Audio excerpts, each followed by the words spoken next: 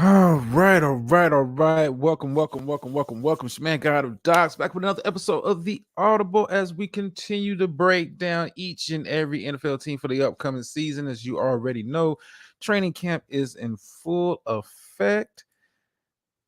Stories are breaking. Okay, give me am I good with my audio? I'm just going to assume I'm good with the audio. All right, I see the little thing moving. Okay, good. Apologize for being late. You guys know I like to be punctual as I can possibly be, but brother had a little technical difficulties. Laptop all of a sudden wanted to do an update. Okay, but anyway, this week we're really focusing in on MC East. Probably of course, my favorite conference because we them boys. But of course, yesterday we started off talking about the Washington Redskins and what their prospects look like for the upcoming season. Today, we're going to dive into the New York Giants. Promising, but is it all smoke and mirrors? We're going to talk about it. We're going to break it down.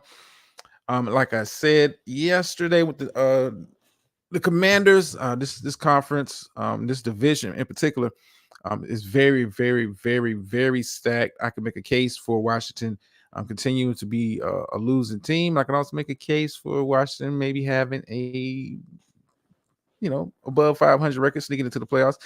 And I'm looking at the New York Giants, looking at the roster, looking at some of the moves that they made. Will they be able to build on last year's playoff performance last year? Expectations were very low coming into the season for the New York Giants, mainly because the quarterback, as we've talked about each and every other team, as we've done these previews and these breakdowns, quarterback position is the most important position on the field. But the New York Giants is a little bit different. New York Giants are built a little bit different. But we got to talk about the quarterback, Daniel Jones, who I was a champion of last year, despite being a Cowboys fan. I was telling people over and over again that Daniel Jones is not that bad of a quarterback. You put some pieces around him, you run the right scheme, he can be an effective quarterback. Now, is he top tier? No. Is he second tier? No. But he's in that third tier of quarterbacks. I look at Daniel Jones more in the Jared Goff kind of mode where when you have playmakers around him, have pieces around him, he can be successful in this league. Everybody can't be Joe Burrow. Everybody can't be Pat Mahomes. Everybody can't be Lamar. But Daniel Jones had a pretty good season last year, and the season, unfortunately ended early in the playoffs, getting beat down. But like I said, expectations were low coming into the season. It was a make or break year for Daniel Jones. New York did pick up his fifth-year option. Depending on how the team played last year, Daniel Jones might not have been the quarterback going into this upcoming season, but he is, and he got paid. I want to say Daniel Jones is now in the $40 million a year range. Do I think he's worth $40 million a year? No, I'm going to be honest with you. I'm going to be completely honest with you. I like Daniel Jones. I like what I saw last year, but $40 million, a little too steep for my taste. But hey, that's how the quarterback market is kind of set up. It's kind of how the salaries are set up. So you got to pay market value for a guy.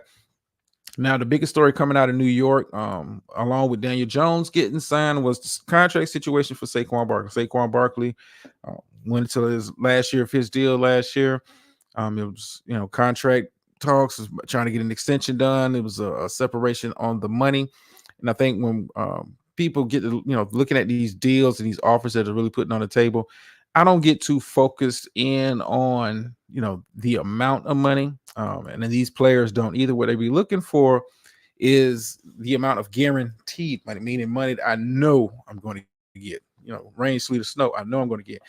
And for a lot of other position skilled players, getting the guaranteed money is a big deal because quarterbacks are typically taken care of. It's very, very rare that you see a quarterback not make it to the end or close to the end of the deal and getting the majority of the money that they've negotiated with their contract. But every other position is different. Every other position is different. But Saquon Barkley was a big decision that New York had to make. And, if you've been following the story with the New York Giants, they came out, gave him a franchise tag, put the tag on him, and I'm gonna talk about the franchise tag a little bit later in the show because I have my own thoughts and opinions on that. But they gave him the franchise tag. He didn't sign the tender at first, and there was talks of him holding out for training camp. It was a talks of him possibly holding out some games into the season. And New York was kind of put into a position. You want to take care of your best players. Every organization, every winning organization has that mindset. You want to take care of the best, your best players. But as you've been following along with the NFL, especially this past off season, running backs have become devalued. Running backs are not getting the same treatment as some of the other skill position players. You don't hear wide receivers making their complaints about they're not getting their money, they're not getting the value. You don't see any other, especially on the offensive side of the ball, you don't see that conversation being had except with running backs. So it was a worry. Was Saquon going to be out? But fortunately, they worked out a deal. It wasn't that big of an increase as far as the money was concerned, but he's not franchise tag. Now it's a possibility that he goes out, performs well this upcoming season. They're going to slap the tag on him. Excuse me, y'all. Let me get a little sip of water. They slap the tag on him again. And we're back in the same boat next off season. But you had to sign Saquon Barkley. Saquon Barkley is the heartbeat of the team. The offense flows through Saquon. Saquon is one of the few premier running backs where team's offense kind of flows through them, meaning the run game flows through him. And Saquon is a big part of the passing game. When you have a good quality running back in your backfield, or you have a good quality run game, it doesn't have to necessarily be a superstar running back, but you have a good quality run game, it opens up the rest of the field for the passing offense. Tight ends have a little bit more space to work. Wide receivers have a little bit more space to work. Because you're not able to drop 8-9 guys in the box. You want an example what that looks like for a team and how successful they can be doing that. Take a look at the Tennessee Titans last year with no passing game and just the threat of Derrick Henry. Teams were able to drop at least 8 to 9 guys into the box. And when you don't have breakout type receivers who can take advantage of that, those one-on-ones that they're getting because they're dropping so many in the box, your team is not going to be that successful. And with Saquon on the field last year, New York was very successful. Kind of kept the offense on track. Like I said, Daniel Jones played okay last year. Like I said, I was championing him. I was, even the Giants fans were like, we're sick of Daniel Jones, he's not that guy. If you were expecting Daniel Jones to be Aaron Rodgers type, an elite quarterback that can put a team on his back and win, you would have never drafted the guy. I'm just going to be honest with you. He wasn't that dude in college and hasn't been that dude in the NFL. But like I said, he had a very good year last year and it was rewarded for it. Saquon, I think is going, if he can stay healthy, and that's always been a big if when we're talking about Saquon Barkley. It was never a question of the talent. It's never been a question of the talent. But I always say the best ability is availability. If you're not able to be out on the field, if you're a guy that misses a significant amount of times, misses games, you're not really helping the team. I don't care how talented you are when you're healthy, but if you're not healthy, it doesn't matter what your potential is. It doesn't matter what your talent is. If you're not out on the field, it's a null and void for me. But Saquon was the heart and soul of the offense. And like I said, the offense flowed through Saquon. But they went out and got some pieces this offseason. And some of the pieces we're going to talk about, probably the biggest one on the offensive side of the ball was traded for Darren Waller. Darren Waller, a former tight end for the Vegas Raiders last year, a very good tight end. And the tight end is becoming an increasingly valued position in the league, especially when we're talking about young quarterbacks. Having a good safety valve of a tight end greatly increases the chances of the quarterback being successful in the pass game. It kind of opens things up, loosens things, makes the defense have to back off some and really pay some pass coverage. And Darren Waller, when he's healthy and when he's engaged, is one of the best tight ends, a former Pro Bowl tight end, one of the best tight ends in the NFL. I think he's going to help the offense tremendously because you're going to have to dedicate real solid coverage to Darren Waller. And I also like the pieces that they have on the outside. Now, granted, right now, when you look at the wide receiving core, there's not a true dominant number one guy, but you have a lot of guys who can fit the mold of a good number two. And if you have a couple guys that fit a mold of a good number two, you can be successful in the league. You don't have to have the big dog alpha receiver to be successful. If you have the right scheme, you have the right quarterback running the offense, i.e., look at the Kansas City Chiefs. Everybody thought they were going to fall off the map. But when you have a Travis Kelsey and you have a quarterback like Mahomes, he makes it work. Um, no one can come in here and tell me that Kansas City had a true number one alpha dog receiver last year, and Patrick Mahomes put up better numbers last year than he did with Tyreek the year previously. But I like the addition of Darren Waller at tight end. I also am very interested to see in rookie. It's a rookie. They drafted a wide receiver out of Tennessee, Jalen Hyatt.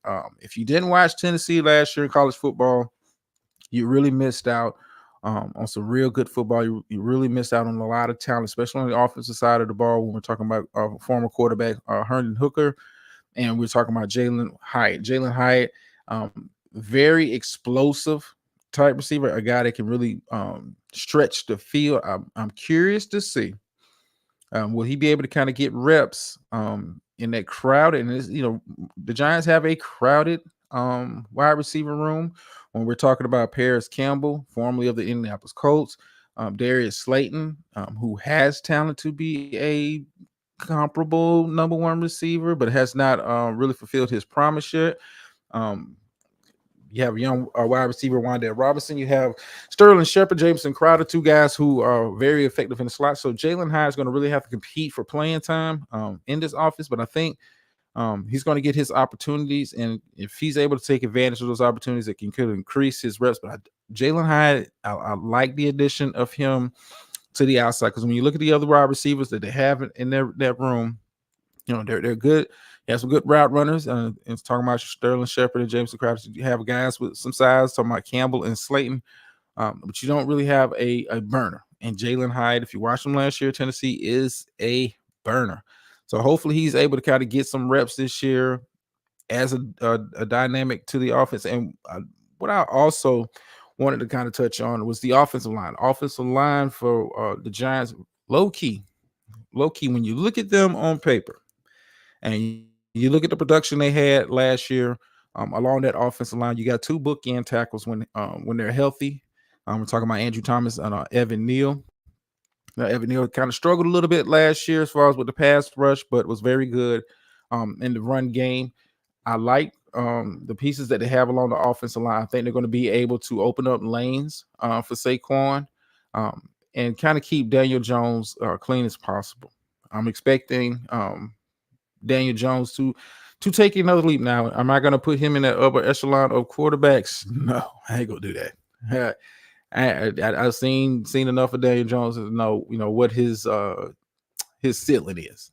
His ceiling is, I think he's going to have a repeat as far as like production wise of last year, not turning over the ball, not putting the ball in harm's way, getting the ball to your playmakers, getting the ball out to Saquon, and allowing the defense. And we're going to talk about the defense in just a second. Allowing the defense time to recuperate and kind of get their wits together, not having them on the field for extended periods of time. Where the Giants struggled last year in the games that they did lose was the offense wasn't able to have sustained drives, and the defense got worn out. And when we're talking about the Giants defense from last year, one of the best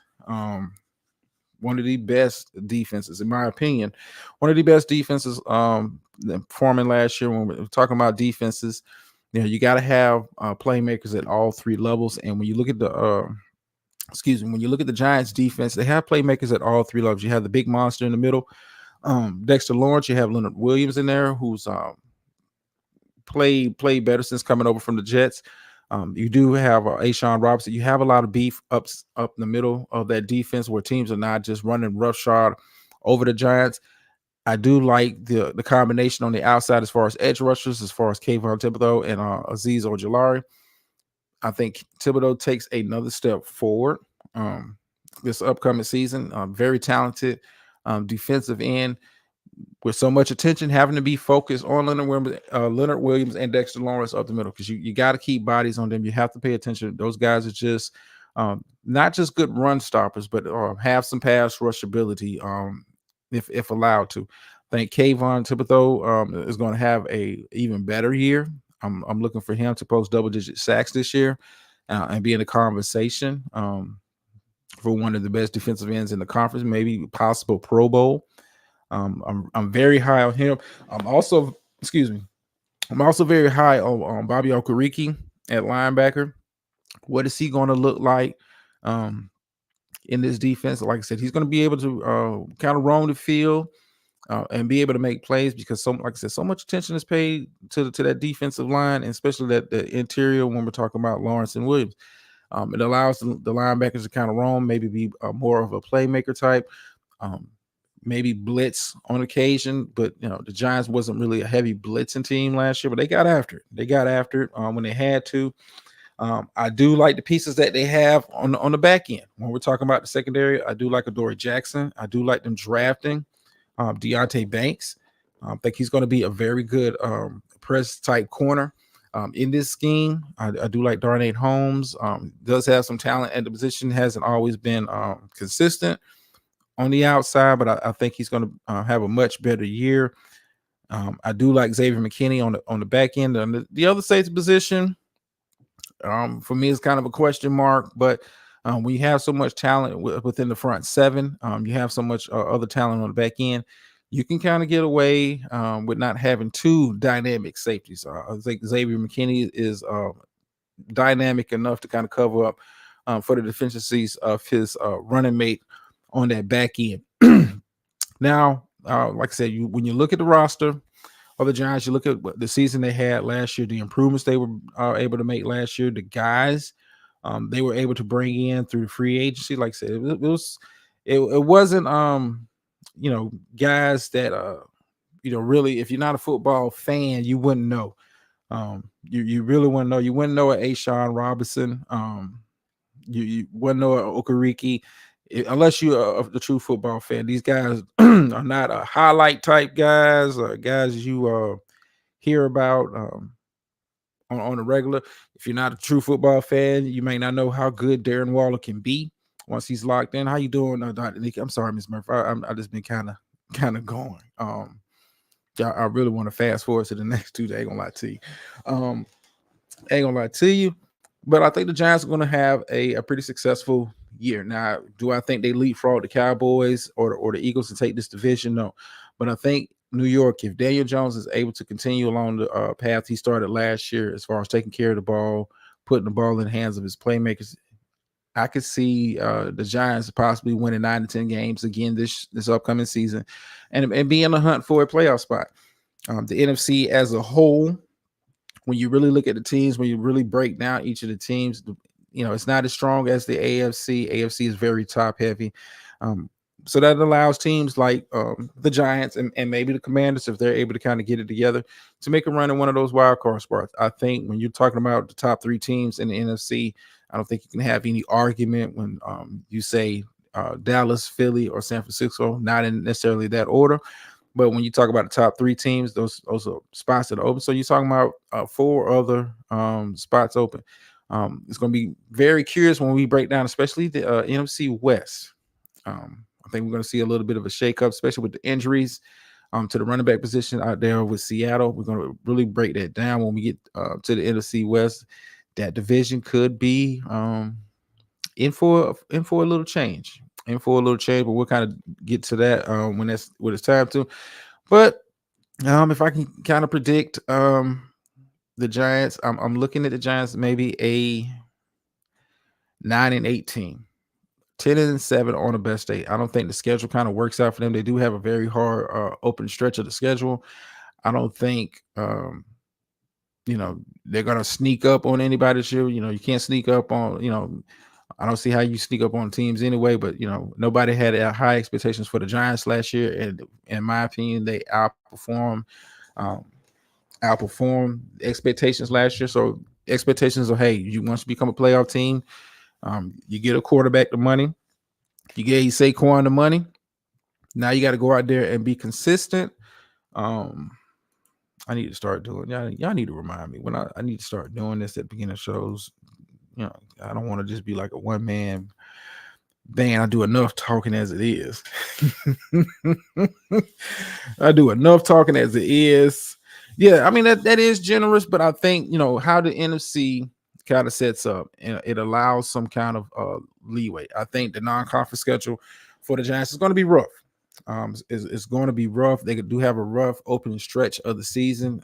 If I'm not mistaken, when you talk about strength of schedule, the Giants have, if I'm not mistaken, I want to say the hardest schedule this upcoming season based on last year's records.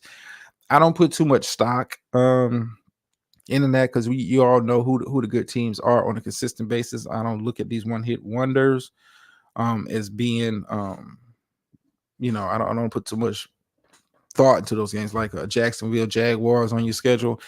I'm not going to count that as a loss. But if I was to have a Kansas City Chiefs on my schedule, I might count that as a loss for the Giants. But I think the Giants with the defense coming along, the defense being as dominant as they were for stretches last year, well, one of the better defenses. I'm a Cowboys fan. Trust me, I can come on record and say it. This team got after it on the defense side of the ball. It's like it always going to come down to Daniel Jones. The pressure is really on Daniel Jones. Last year was a make or break year for him. It was a possibility if he stunk the joint and the Giants didn't make the playoffs, they were going to move on from Daniel Jones.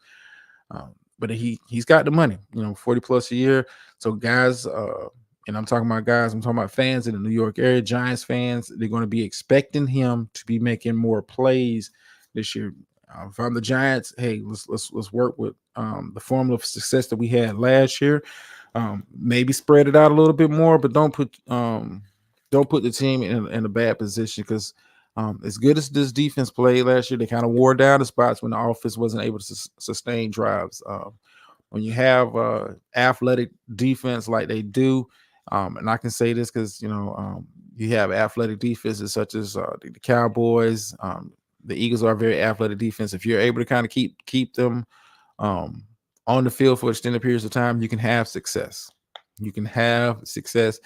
I don't care how talented or good the defense is. If they're on the field too long for too many stretches of time, eventually they will break. Mistakes will be made. And you kind of saw that with the Giants last year. When they lost, they lost bad.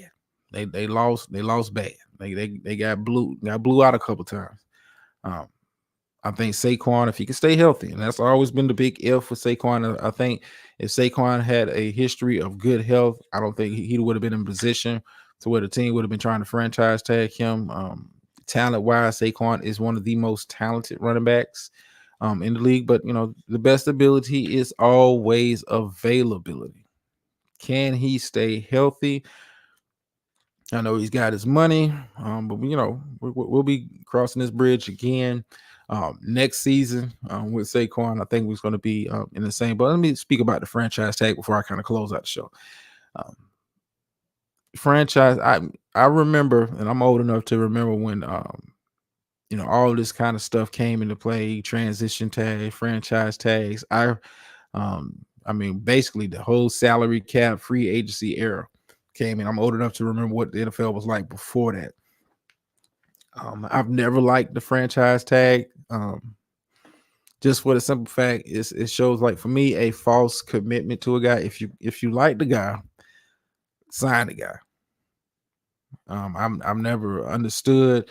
Because it's not really cost effective for a team, and I understand the players. You get the guaranteed money, but if I'm an NFL player, I've always I would want long-term security. It's having the guaranteed money. I want that, but I also want the long-term security of saying, hey, if I'm signing a 4-year deal, I'm getting the majority of that money.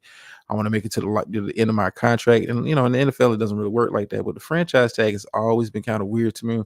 I've never liked the uses of it. I can remember Washington, using it on Kirk Cousins. If you like the guy, sign him. If you like the guy, sign him.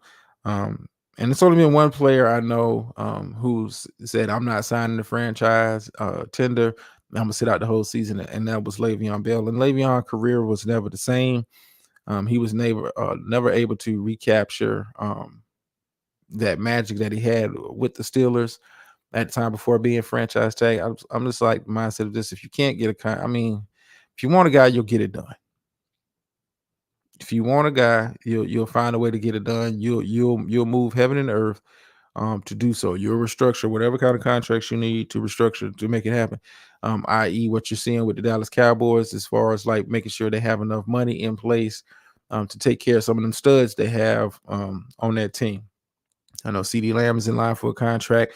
They're already looking ahead as far as trying to set aside money for Michael Parsons. If you like the guy, sign him. I mean, I don't understand, because you hold the guy hostage. Because with the franchise tag, like, and this is the thing, a lot of people, if you don't really know, and I'm just going to kind of clue you in, you can trade for a guy who has a franchise tag, but you have to be willing to give up on, if I'm not mistaken, 2 first-round picks. And we know how valuable picks, period, are in the NFL. But when we're talking first round, giving up multiple first round picks for a guy, and typically when they franchise a guy, he's not looked at as that dude. He's a good player, but he's not looked at as that dude. I don't ever think you'll ever see a Patrick Mahomes on the franchise tag. You just won't see it. You won't see Joe Burrow on franchise tag unless he just flat out says, I'm not signing a long-term deal with Cincinnati. You're not going to see those upper echelon players getting a franchise tag. So I've never liked it. I wish the Players Association would kind of get rid of it, because it kind of hampers free agents. I mean, it's supposed to be free agency. You're supposed to be, hey, when my contract runs out, I'm supposed to be able to sign with whoever. It's the reason why you don't see that kind of stuff in other major sports, as far as, we're going to franchise a guy and keep him here. Like, if you want me here, you sign me here. Give me the contract that I deserve. Give me the money that I'm asking for. And if you can't, allow me to go out on the market and get that elsewhere. But the NFL Players Association, I could do a whole live stream about some of the moves they've made over the years in regards to making sure players are taken care of, making sure players are properly compensated. I mean, because at the end of the day, NFL is a business. And I don't fault Saquon coming out with the rhetoric, I don't want to sign this. I don't fault these guys. I mean, because at the end of the day, it's a business. Just like these NFL teams they'll come to a guy and say, hey, you restructure your contract or we're gonna cut you.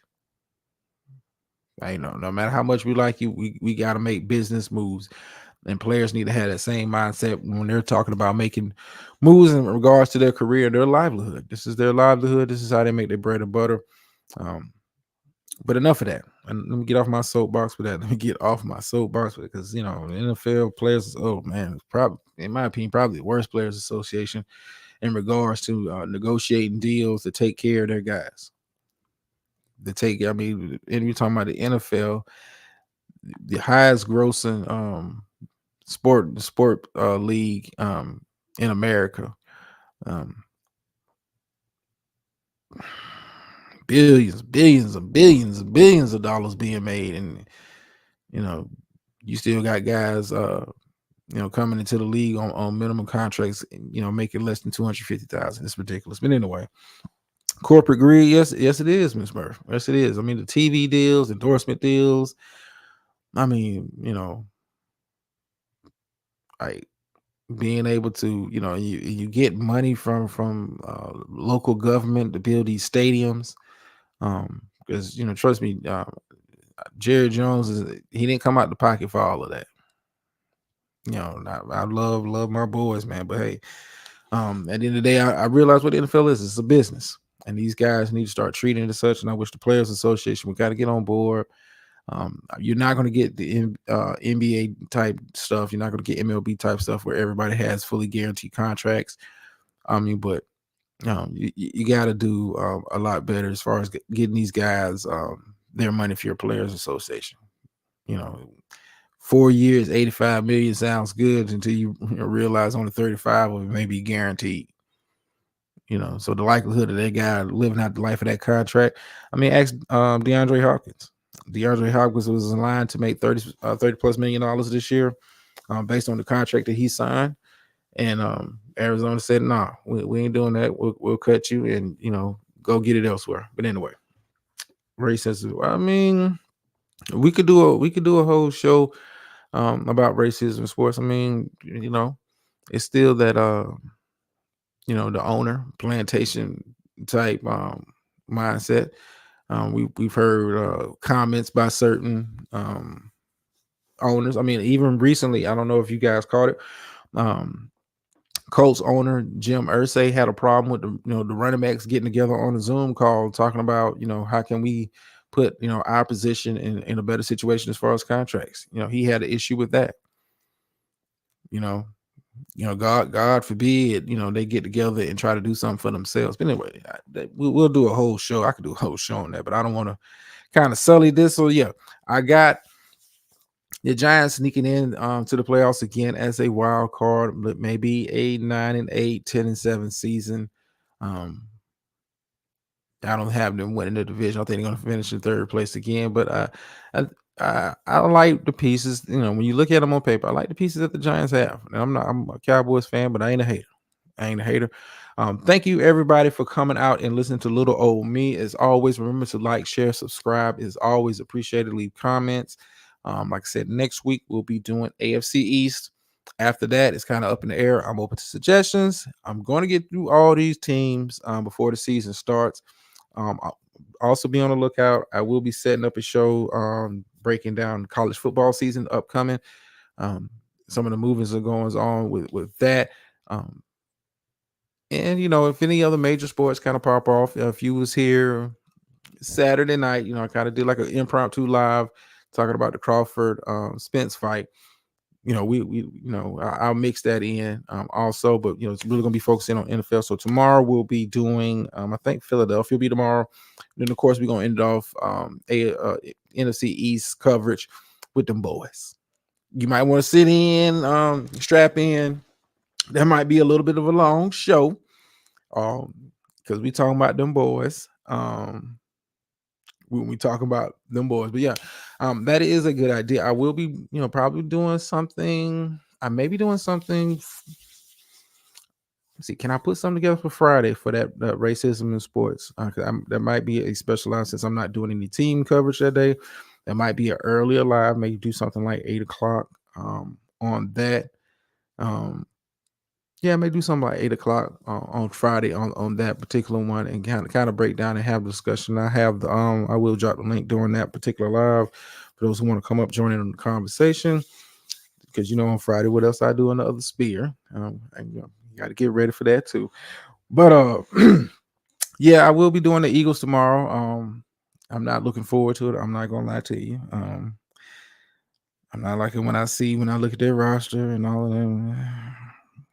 It's going to be it's going to be a rough show tomorrow. It's going to be a rough show. But anyway, let's say it. Always remember, like, share, subscribe. Appreciate all the support. Those who do watch, tune into the show. It's always love on this side. So let's kind of end off the show with a phrase that pays over here. Sometimes you win, sometimes you lose, but every time you learn. And I'm out.